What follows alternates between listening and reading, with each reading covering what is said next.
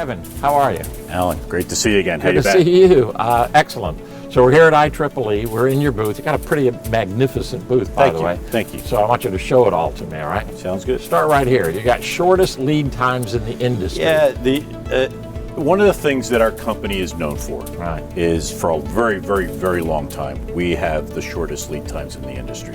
There's a lot of different factors that go into that make that be the case. But I think, as you know, a lot of people say they've got the shortest lead time. They mean by 4 years as opposed to 5? Is that what you mean? Or they say they have the shortest lead times. And, you know, we're the leaders, so that's why we have no problem publishing them, putting them up there pretty darn big, and letting every competitor come and take photos of them.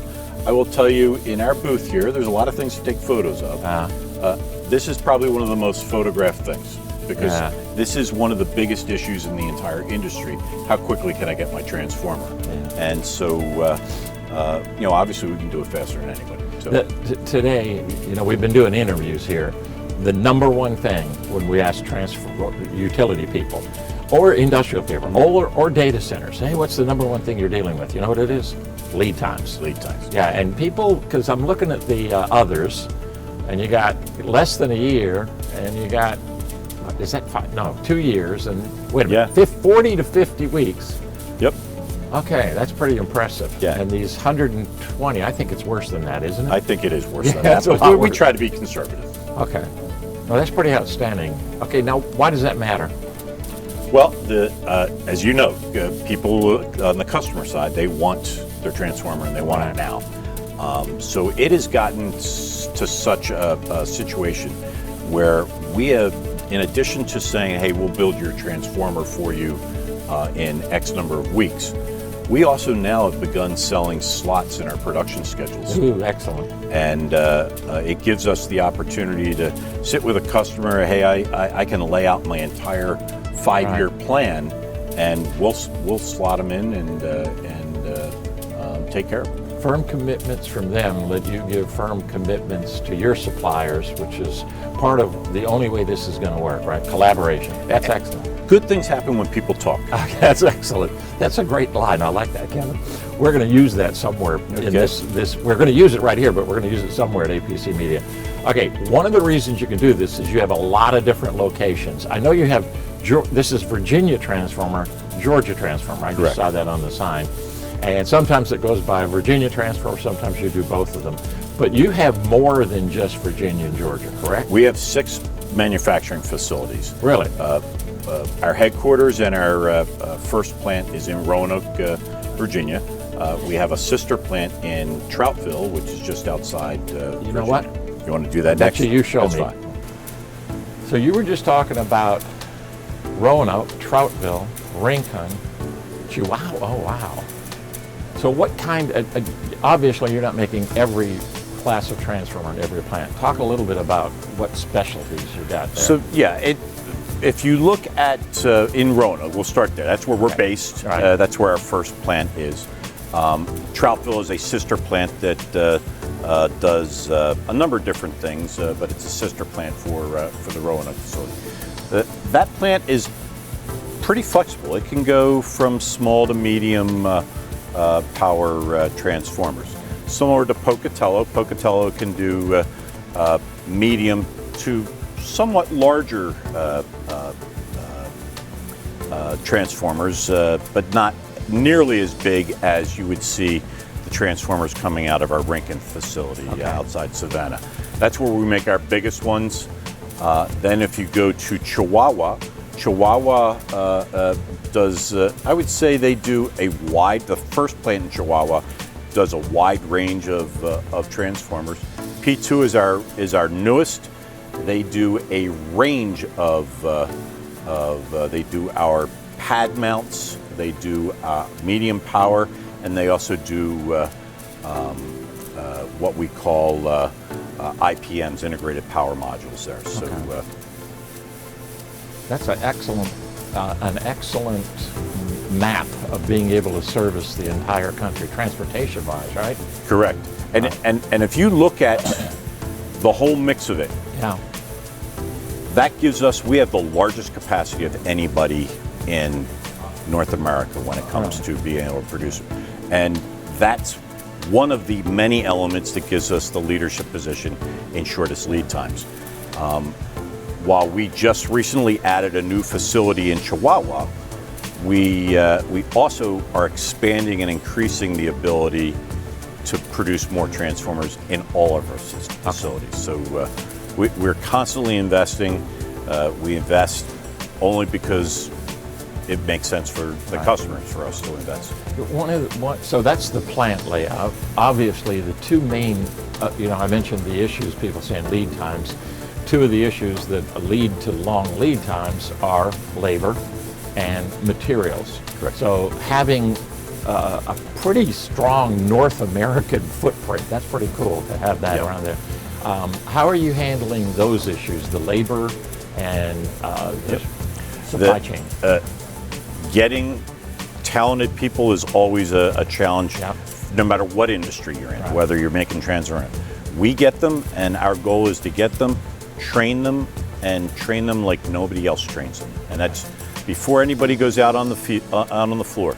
They are trained, and they probably are doing 6 to 8 weeks of training before they actually ever put hands onto making a real transformer. So the training piece of it is pretty big for us, and that cuts across whether somebody is a winder, whether somebody's doing moving materials throughout the plant.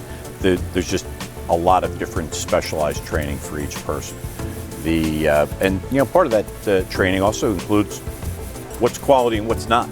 If you don't have the quality, it means you're going to have to redo it. Right. Let's get it right the first time. So that's what we want to do. We want to show people, let's do it right the first time.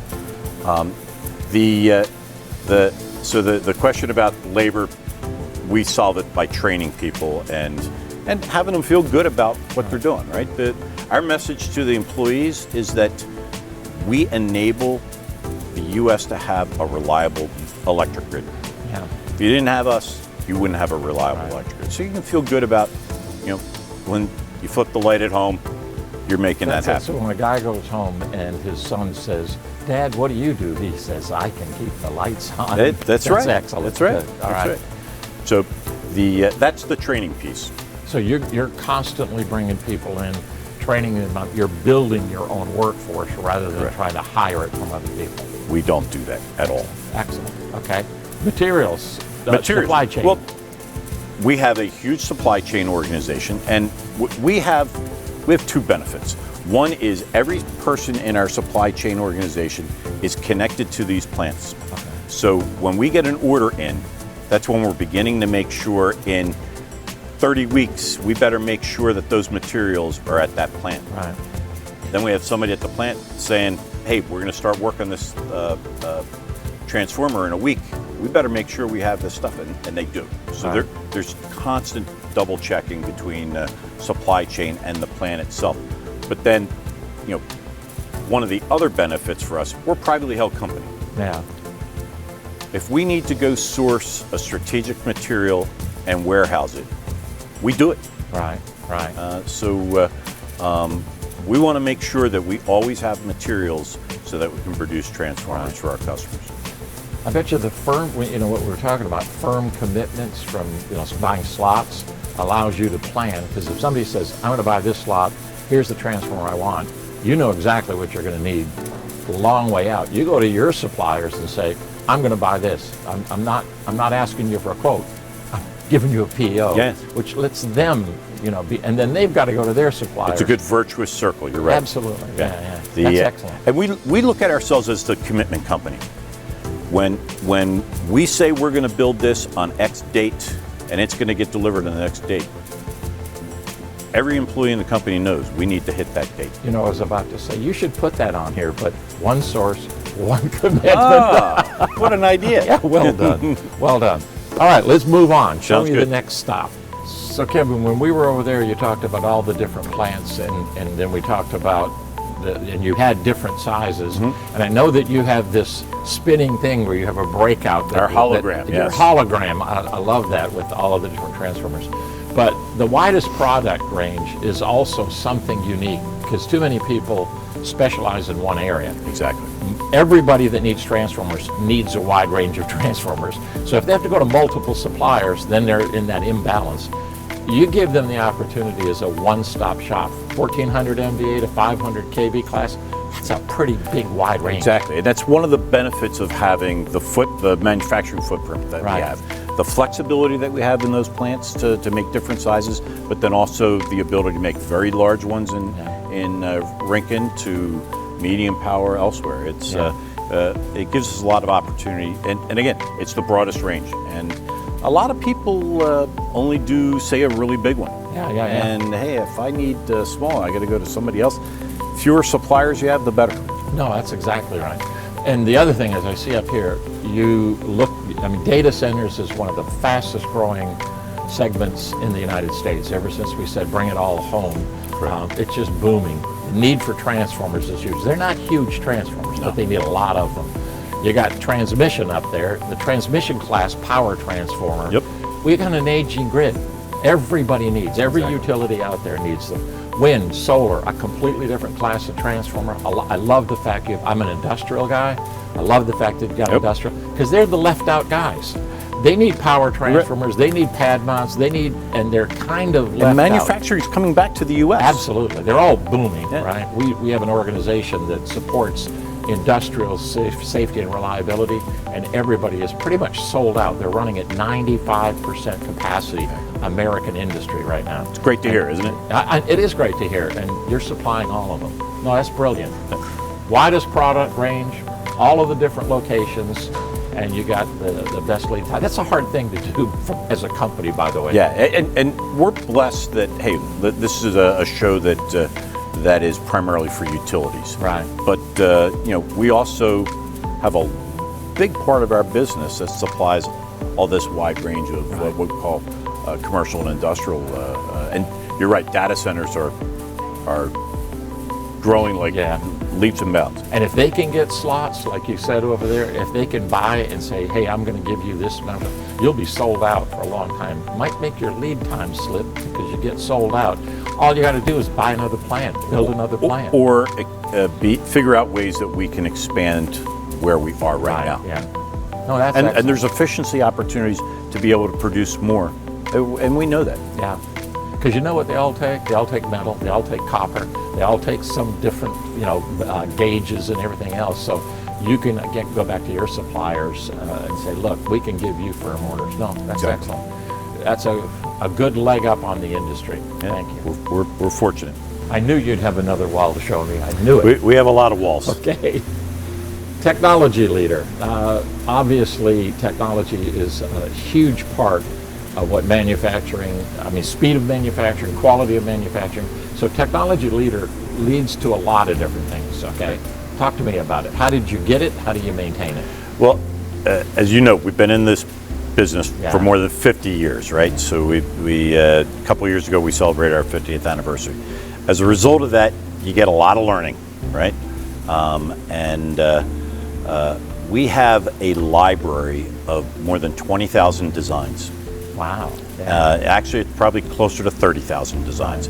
And so a customer can come to us with a unique issue that they need solved, and we can use our technology and our, essentially our library of designs. And we might say, this is something that we did for somebody else 20 years ago. We could tweak it a little bit and make it work for you. And they'll say, okay, could you do this, that, and the other? It gets you into those discussions. People don't come to you when they have those major challenges unless you are a technology leader. One of the funny things about this industry is we don't make them like we make 100 cars down the line. No. Almost every transformer, maybe not the pad mounts, but almost every transformer is unique because it's got a unique, not just footprint, physical footprint, it's got a unique application. Correct. And that then creates the problem for the engineer, the specifiers that are saying, hey, this is what it's going to do, especially for utilities. This is what it's going to do. This is what I need. Industrial is even worse because they built these plants years ago. We don't have a lot of new plants. Right. They built them years ago, and they had specific footprints and specific needs for the specified transformer.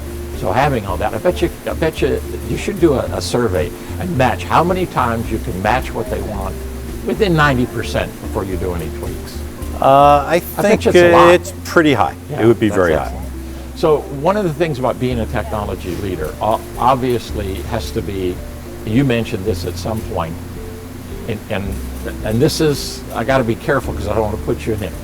You build them so that they last 60 years. Correct. When we design and then ultimately build the transformer, we do the testing to try to make sure it's going to last 60 years. You look at the average life of a transformer that's out on the grid today, it's 38 years. Yeah, it's pretty high, and they were not designed to last that long. No.